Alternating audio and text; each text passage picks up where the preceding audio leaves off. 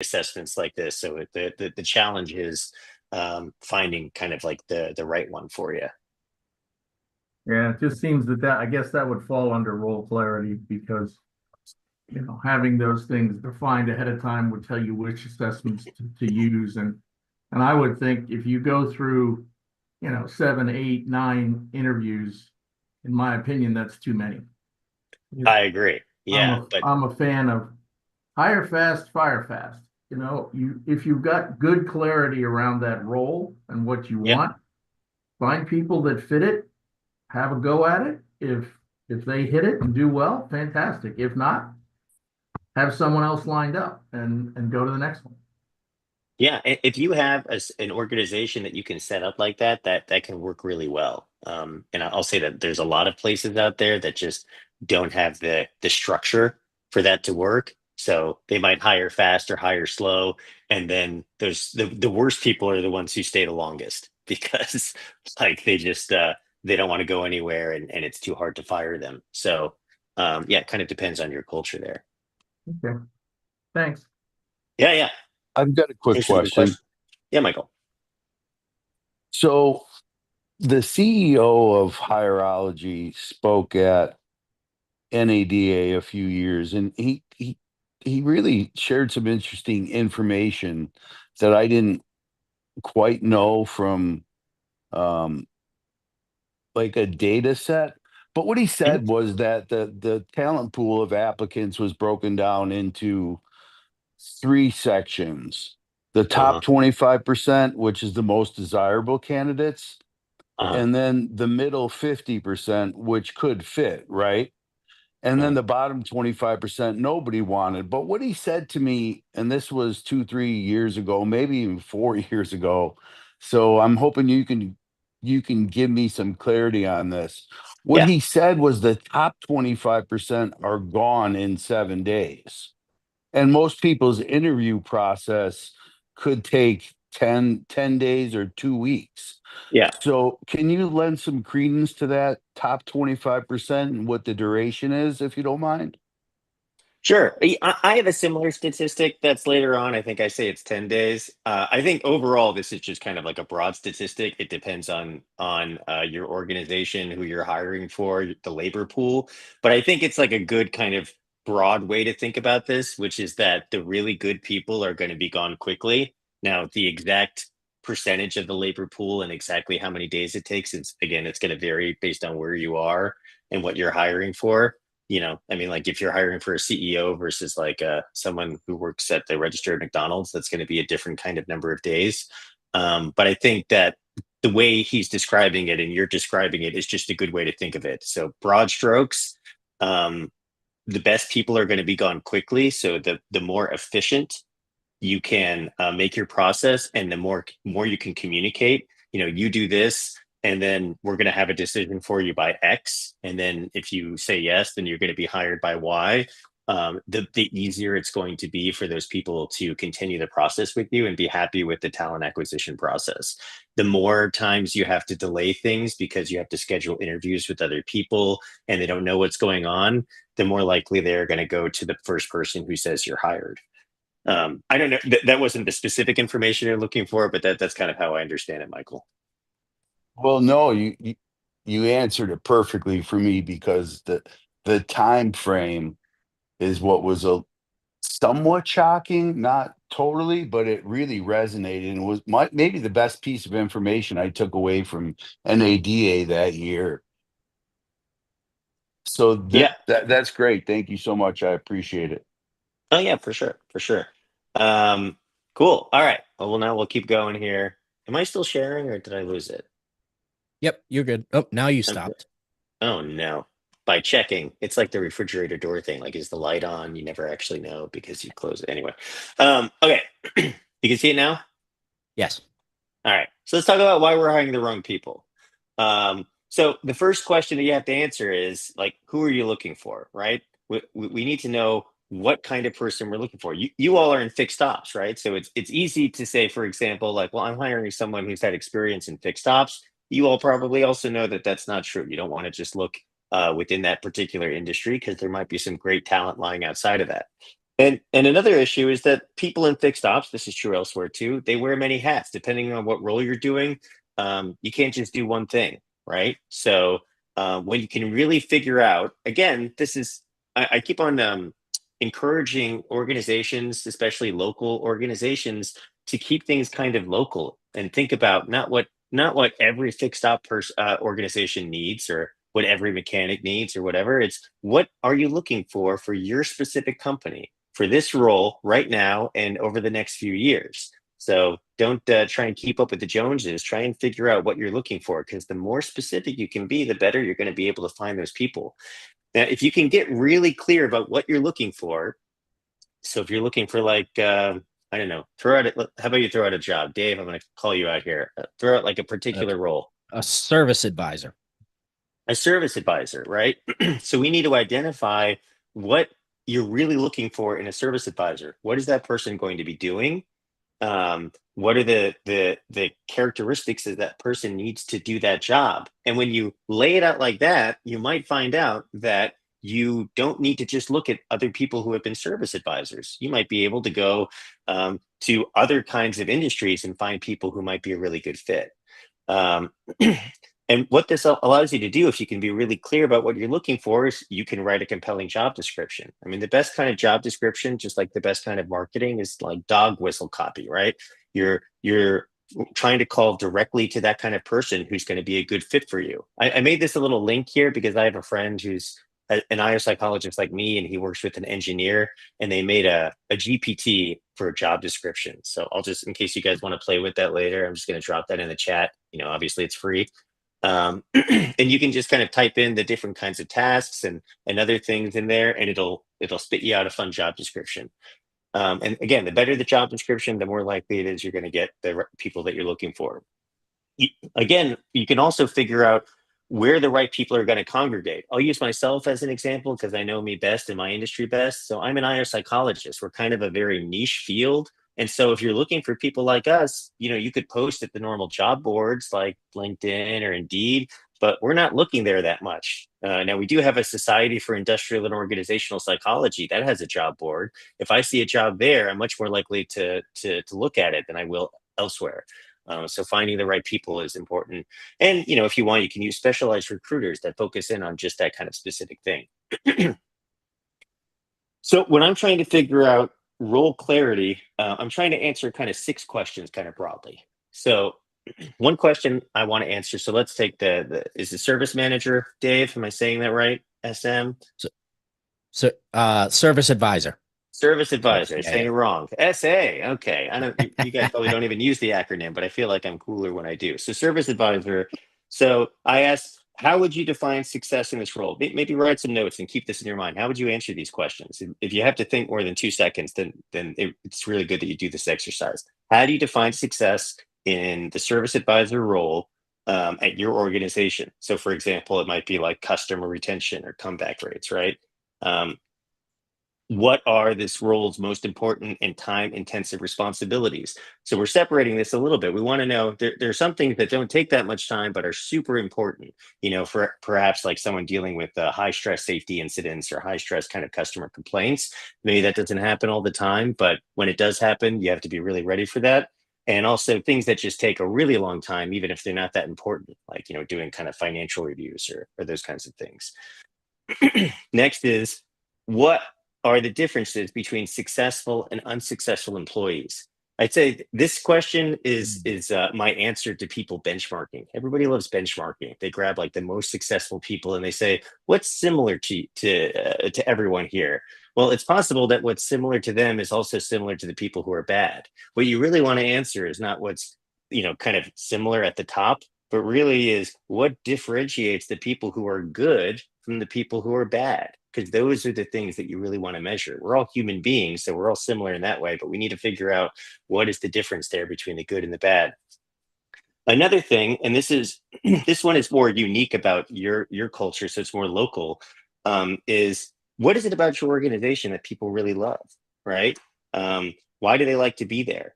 And this might have more to do with the organization itself than the actual service advisor job. And then why do people stay and why do people leave, right? So you have to figure out what's similar, again, about the people that are staying and like this job and seem satisfied, and what about the people who leave this job. So I call this kind of together like kind of a realistic job preview, right? If you ever had people who like show up on the first day and they're like, no, this isn't for me, would have been nice to figure that out before, right? And so what you get from this information, so like we're pulling this information, let's say it's a service advisor, and we're like, okay, they're responsible for customer retention, comeback rates, other kinds of things. They got to manage people, review financials, tracking metrics. This is a really collaborative environment. The people like the promotional opportunities, but they hate the long hours. So we've got to distill all that information into these kinds of critical competencies. So these are basically, this is our role clarity. It's what is it about this job? What makes someone who's really good at this job? So, I'm making this up because I didn't actually do this job analysis, but this is an example, right? We need somebody who's really good at managing conflict because they have to cope with upset people, someone who's conscientious because being detailed and thorough is really important, someone who builds relationship with other people. They got to have their soft skills, like what I was asked before, someone who focuses on quality so that they don't send out cars that are breaking down in the street, and somebody who can identify problems. And then my favorite, the realistic job preview. Tell me why this job is really great and tell me why this job sucks. So I know if like this is the job for me, because some people find the sucky parts really fun. And those are the people that you want, right? All right, I'm going to pause here again. Questions about this part of it? Or anything else? All right. Feel free to interrupt. I'm going to keep going. All right. So now we're going to talk about what we do when we have identified these things. So basically, this becomes our kind of blueprint for our interview. Like these are the things that we're going to ask about in our structured interview. So what does a bad interview look like? Well, bad interviews aren't structured. They basically have no clear goal. They're just kind of meandering around, asking people, why they want to work here and what's great about them and what their biggest weakness is.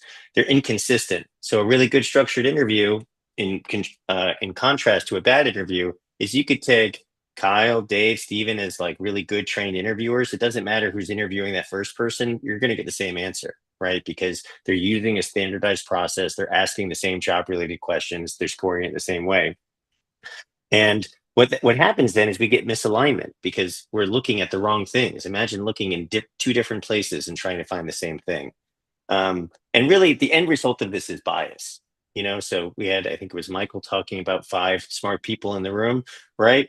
You can be as smart as you want, but as humans, our brains are built to take shortcuts. It doesn't want to use that much energy. So we're going to take the thing that feels right to us, the gut feeling, and let it overweight the things that we should be looking for, unless we have a specific way to figure that out. So let me give you an example of that. Everybody pay attention to this.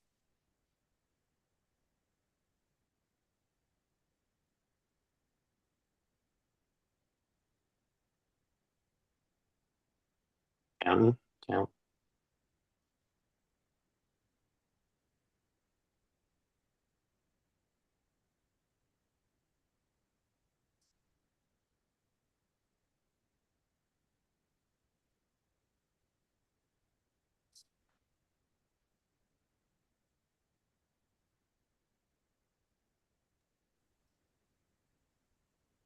How many passes? And 11. I had All right, 15. all I right, was a great. little distracted by the gorilla walking through the middle. Yeah, well, you're not supposed to count them. Yeah. All right, this is the real trick, right? The gorilla that walks in the middle. Look at that gorilla. All right, how many people? All right, we're gonna forget about the copyright thing because I didn't actually ask for permission. Um, so how many? Let's be honest. How many people saw the gorilla So or didn't I, see the gorilla? It's I, more fun if I you didn't see saw the the gorilla, but only because I've seen that before. Right. So if you didn't see the gorilla, that's kind of like the big message of this, right? We're trying to interview people. We're trying to figure out what's important, what they're bringing to the table for this job.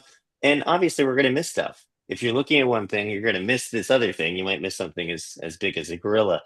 And that's the problem that we find in non-structured interviews, because we're not looking at the right thing necessarily. We haven't taken the time to say, this is what we want to ask, this is the way we're going to ask it. So structured interviews, on the other hand, they only measure job relevant competencies. How do we know? Well, we took time before to identify what those competencies were at the beginning. We got together, we had a little focus group. We said, what do these people need to do? What are the kinds of people that are needed to do those kinds of jobs? Let's make sure we only ask questions about those things, right? Structured interviewing also focuses on behaviors, not description. What do I mean by that? Well, if I want to know if someone is a good communicator, I don't say, Dave, are you a good communicator? Because you're probably going to say yes. And not just because, well, you actually are a good communicator, but let's say you weren't to me. Like, you're not just going to say yes because, you're lying and you want the job. You don't actually know what I mean by good communication, right? That's like, I have my own definition of what good communication is. So I don't want you to tell me, I want you to show me. So I'm going to ask you to tell me about a time when you had to describe something really complicated to a customer who really didn't know that much about cars, right? So now I'm kind of getting more information about like what I'm really looking for, instead of just trusting you. And, because you don't even know the right answer, right?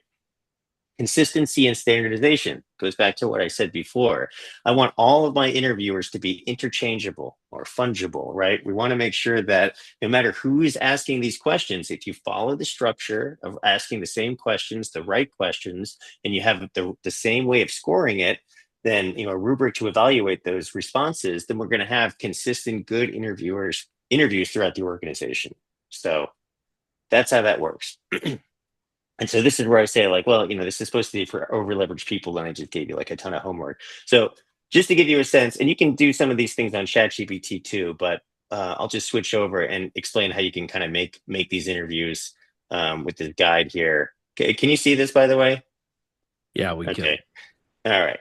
So if we want to make a service advisor kind of role, then you can use like a guide like this. This is the guide that we produce here.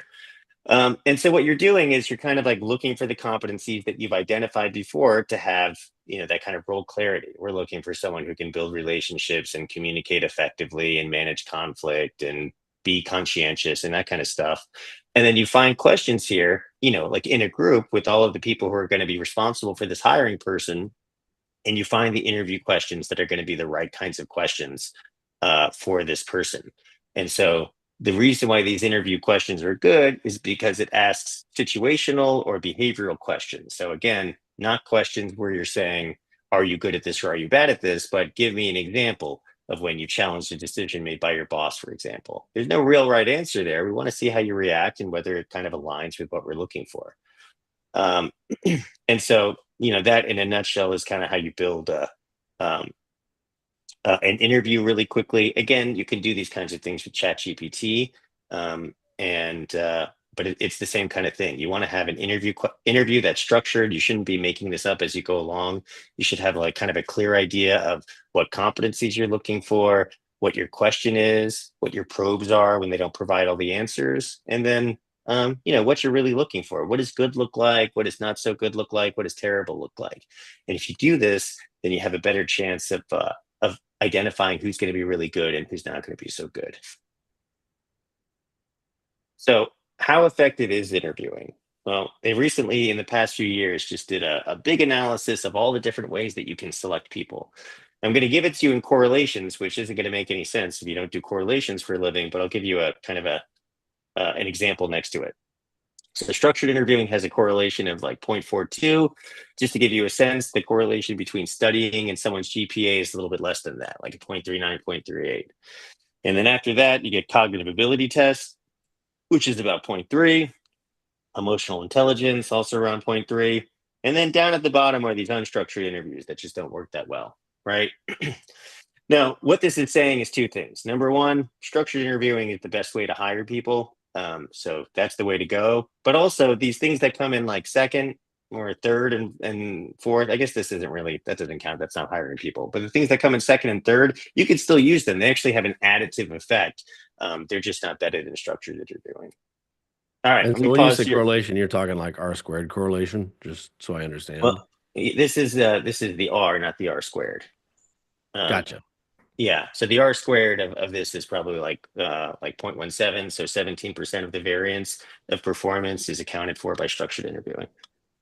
Okay. It's still Yeah. not very good, is it?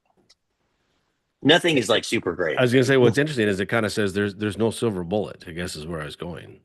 Yeah, there's no silver bullet. I will say when you start adding these things up, and they don't completely add, but because they're not 100% related, you can get your multiple R above like 0.5, 0.6, and it depends on the situation. It can go higher. These are averages across many, many, many different studies in many situations.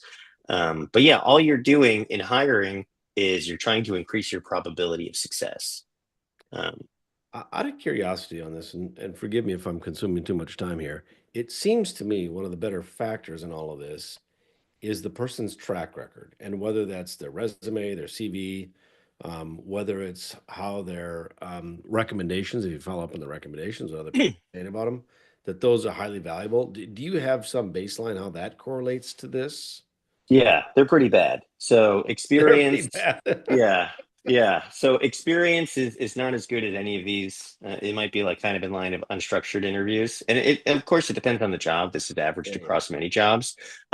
References also aren't very highly correlated, and the problem with references is that they're mostly good, so they don't really. There hasn't been that much research on really, really structured reference checks, and a lot of people are nervous to provide really Yeah. specific information because they feel like they're going to get sued for libel. So it's just easier for people who are doing references to just kind of provide you with normal information, or for them to be handpicked and just provide you like a glowing recommendation, even when it's not true. So, but I mean, I think that the advantage of the structured interview almost is that it's a chameleon. So it basically gets you all that information, or as best as it can within the interview. So if you want to know someone's track record, you need to ask them about it in a structured way, where you're probing for information. So it's hard to hide behind stuff. It's easy to hide behind a resume because you can just like kind of cherry pick like the very best things that you did in like a 10-year, career, but you're not going to pick the things that didn't go so well. So you need to give them an opportunity within the structured interview to tell you how things went really well. And, everybody fails every once in a while. So, why did things not go so well? And see if you can kind of come up with, see the pattern of like when this person is failing at every job, everybody makes mistakes, but are they always the same mistake? Right. Those are the kinds of things that you're looking for. Structured interviewing is a good way to figure that out.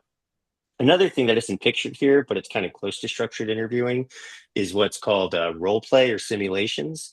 So if you put people in situations, so like maybe you or an assessor acts as a confederate. So maybe something that happens with service advisors a lot is dealing with customer complaints. So you have an assessor, or maybe you act like you're a customer, and you give them all of the information that they would need to be successful or unsuccessful in this interaction, and you see how they do it. Right? There's not that many places to hide in that situation either. How are they gonna resolve this situation? That's also really helpful. Okay. And as one more kind of general rule, as long as I'm kind of going on and on about this, the higher fidelity your assessment is, and I'm including interviews as an assessment, the higher fidelity it is with the job. So by that I mean similar. The more similar what you're doing is to the actual job, the better it's going to be. So again, I like personality tests, but you give someone a multiple choice question to fill out, like it might be kind of helpful, but what's going to be more helpful is do the job. Find some way to do so. Interviewing is me saying, how did you do the job? Let me get all the information and probe so I'm really getting the full picture. A simulation or a role play is saying, this is the job, act it out with me. Sometimes people do work trials. So they start doing the job for 30 days. It's like a probationary period. Those are going to be the very best ways to assess people because they're actually doing it. Everything else is kind of like a proxy, a guess. And that's why the validity coefficients here are so low. Cool. It's interesting when you look at it, like with Ford's assessment process. It's kind of interesting because they have a combination of all these things that they do over the course of, essentially a day and a half, basically. But you role play a zone manager position, you role Perfect. play a different position. Then they give you an in basket with a Yep. bunch of crap in it that you need to sort out and then explain what you did and why you did it. So Right. they have a number of these things that go into generating a score. And they're fairly successful, not always, because you still get some duds, but Right. when it comes to interviewing for things like a zone manager position, based on what that job description is, they come pretty close, and a lot of it is this role play stuff. So that was interesting to hear you say that. Yeah, and Ford has Irish psychologist. I'm a big fan. And it totally makes sense that it works, right? Like a lot of this is logical. This is why I got into psychology. It just kind of makes sense, you know. So it makes sense. We say like come in and do like 5 things that kind of accelerate what you would be doing in the next 6 months or a year, and let's see how you do. Um, so I absolutely agree with that approach. And I think the challenge is like depending on the size of your organization and what kind of support you have, is figuring out if you don't have something like this built out, what are you really able to do? So what kind of resources can you gather so that you can be as structured as possible in figuring out what a good service advisor or regional area manager looks like, and how can we measure that? It's interesting. Yeah. I'm glad I didn't have to do it. Yeah, nobody, and I I should say nobody started likes to do before it. it came along, but I mean, I went through like 15 interviews in a regional office, and you get to the end, and the guy says, "Well, they seem to think I know something about hiring people, so yeah, you did good. We're gonna recommend you for the job." And you just kind of, and people keep ending all of these things with, "Do you have any more questions?" So finally, the last question was, I mean, I've talked to 15 people here today. Do you guys actually have a job, or am I just walking around chatting with people? Because, Yeah, but it was it, very different than the structured system they now use. The system they use now is very structured and has role play in it and tries to be realistic in terms of the responsibilities of the job being tested.